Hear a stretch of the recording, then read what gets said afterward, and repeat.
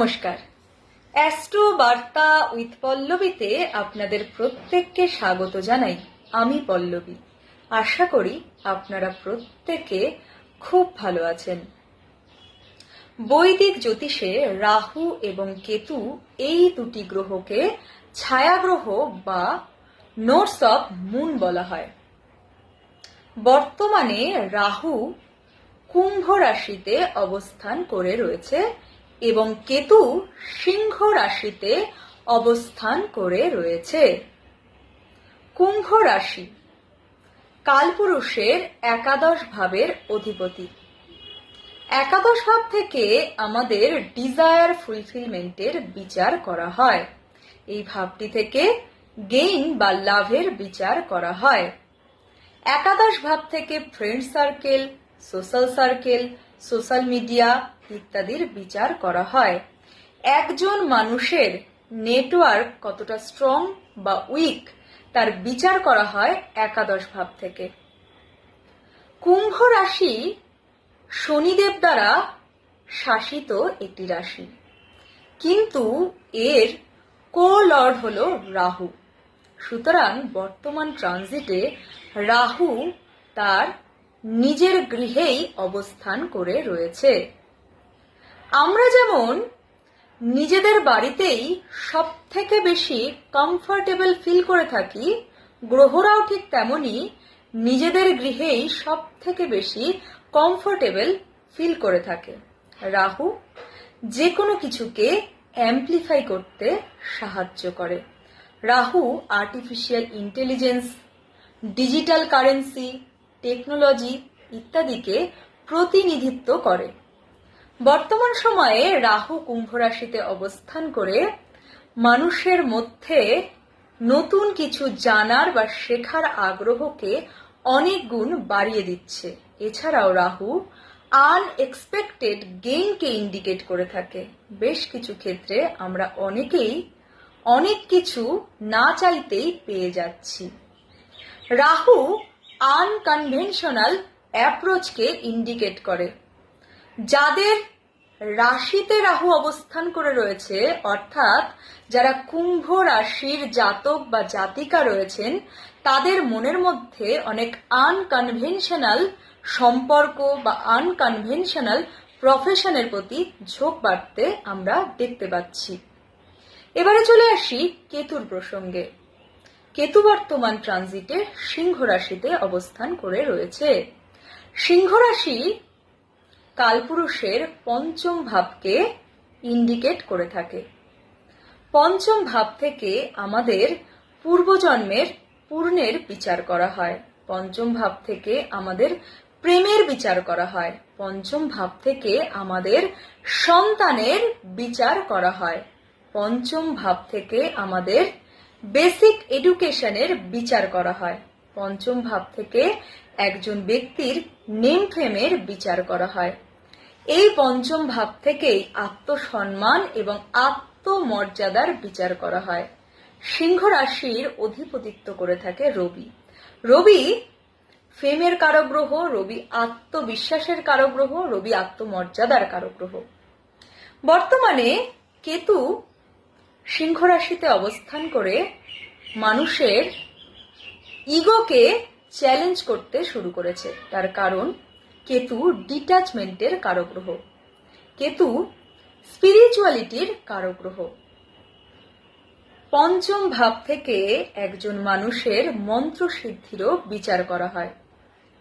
বর্তমানে ন্যাচারাল কালপুরুষের পঞ্চমে কেতু থাকার কারণে অনেক মানুষেরই আধ্যাত্মিকতার বিষয়ে ঝোঁক বাড়তে দেখতে পাওয়া যাচ্ছে।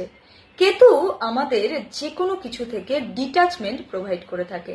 বর্তমানে যাদের রাশিতে কেতু অবস্থান করে রয়েছে, অর্থাৎ যারা সিংহ রাশির জাতক বা জাতিকা রয়েছেন, তাদের প্রেমের প্রতি অনীহা বাড়তে আমরা দেখতে পাচ্ছি, বা তাদের প্রেমিক প্রেমিকার সঙ্গে সম্পর্কে অবনতি ঘটছে কেতুর অবস্থানের কারণে। তবে এটি আধ্যাত্মিকতার জন্য অত্যন্ত ভালো একটি প্লেসমেন্ট। এবারে চলে আসি দশা এবং অন্তর্দশা প্রসঙ্গে। বৈদিক জ্যোতিষে দশার থেকে বড় আর কোনো বিষয় নেই। যাদের বর্তমানে রাহুর মহাদশা বা অন্তর্দশা চলছে এবং যাদের চার সাপেক্ষে রাহু শুভ ভাবপতি, তাদের ক্ষেত্রে এই সময়টি অত্যন্ত শুভ বলা যেতে পারে। রাহু আপনাদের অনেক অপ্রত্যাশিত অর্থ বা অপ্রত্যাশিত কোনো সম্পর্ক প্রাপ্তিতে সহায়তা করতে পারে। যদি আপনারা টেকনিক্যাল কোনো ফিল্ডের সাথে যুক্ত থেকে থাকেন বা আপনার প্রফেশন যদি সোশ্যাল মিডিয়া কেন্দ্রিক হয়ে থাকে, সেক্ষেত্রে এই সময়টি আপনার জন্য অত্যন্ত শুভ।